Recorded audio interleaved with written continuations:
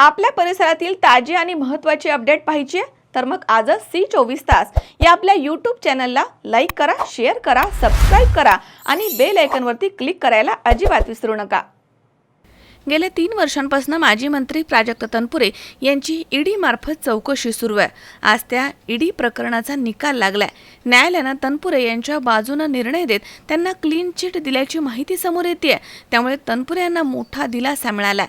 दावरी तालुक्यातील प्रसाद शुगर कारखान्याचे चेअरमन पदावरती असताना आर्थिक गैरव्यवहार केल्याचा ठपका ठेवून माजी मंत्री प्राजक्त तनपुरे यांची 24 ऑगस्ट 2023 रोजीपासून ईडी मार्फत चौकशी सुरू होती।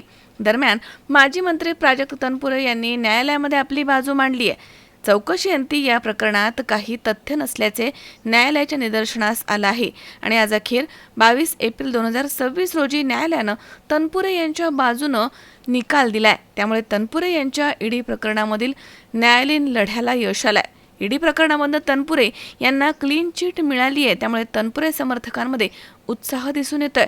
मात्र विधानसभा पोटनिवडणूक मतदानाच्या 1 दिवस आधी माजी मंत्री प्राजक्त तनपुरे यांना न्यायालयाकडनं क्लीन चिट मिळाली आहे। त्यामुळे आता राजकीय वर्तुळामध्ये चर्चेला मोठं उधाण आलंय। मनोज साळवे, C24 तास, राहुरी।